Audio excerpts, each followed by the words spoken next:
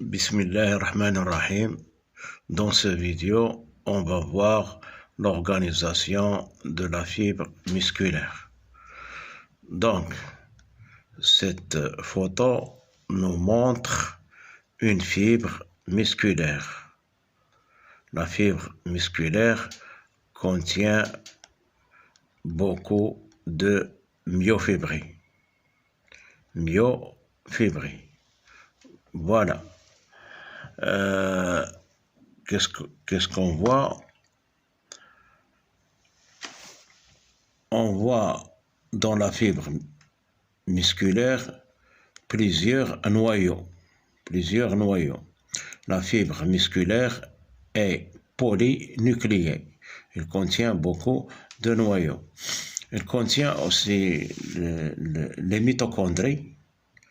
On sait que les mitochondries sont les centrales énergétiques qui produisent l'ATP, où se fait la respiration. Il y a donc on trouve les mitochondries. On trouve des bandes I claires et d'autres et des bandes A sombres, des bandes claires et des bandes sombres, des bandes claires et des bandes sombres. Donc, en général, c'est ça, la fibre musculaire, elle contient beaucoup de myofibrilles, et cette fibre est entourée par le sarcolème, une membrane, le sarcolème, et à l'intérieur, il y a le sarcoplasme.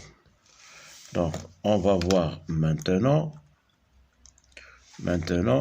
l'organisation de la myofibrie. Ici, la myofibrie, au fort grossissement au microscope, bien sûr, au microscope électronique.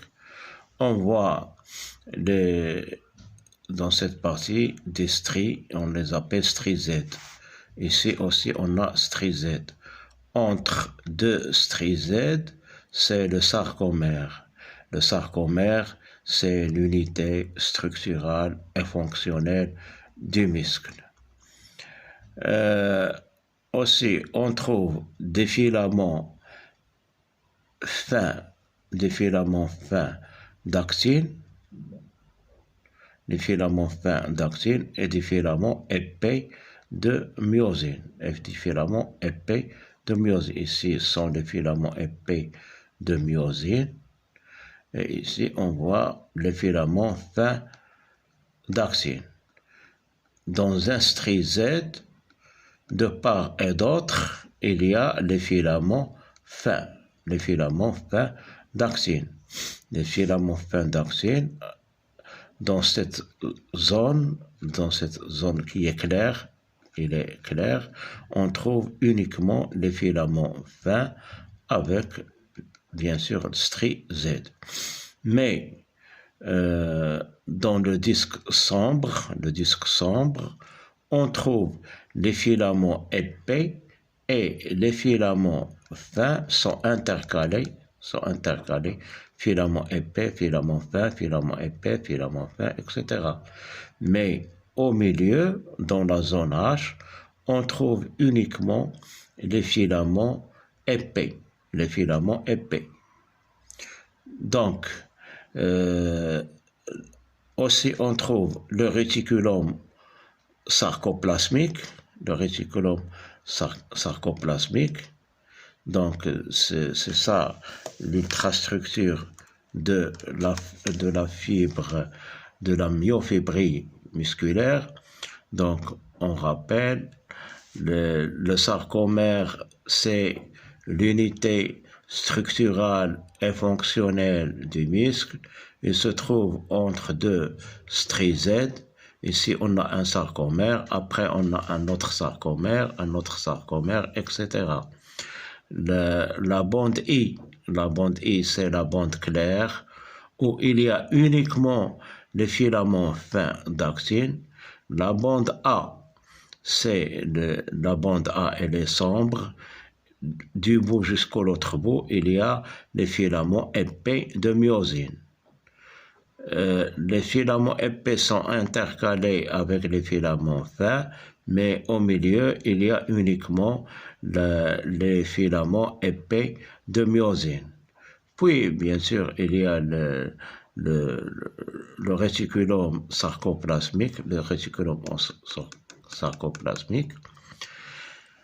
Donc, c'est tout ça ce qu'il faut savoir sur l'organisation de la fibre musculaire. Après, on va voir le mécanisme de la contraction musculaire. La contraction musculaire,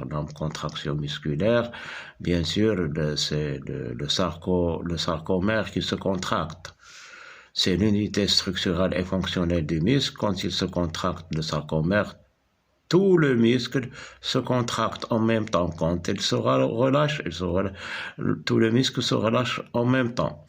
Au moment de la contraction musculaire, les strisèdes se rapprochent, la zone claire diminue de diamètre, mais la bande A reste la même. Cela nous signifie que au moment de la contraction musculaire, les filaments fins d'actine glissent entre les filaments épais qui restent sur place. Les filaments épais restent sur place, ne bougent pas, mais les filaments fins glissent entre les filaments épais de myosine. C'est ça la contraction, d'où provoque la diminution de la longueur du sarcomère, la zone claire diminue, aussi la zone H diminue. Pourquoi elle diminue? Car les filaments fins entrent à l'intérieur et ils font diminuer la zone H qui contient uniquement les filaments épais de myosine. Merci.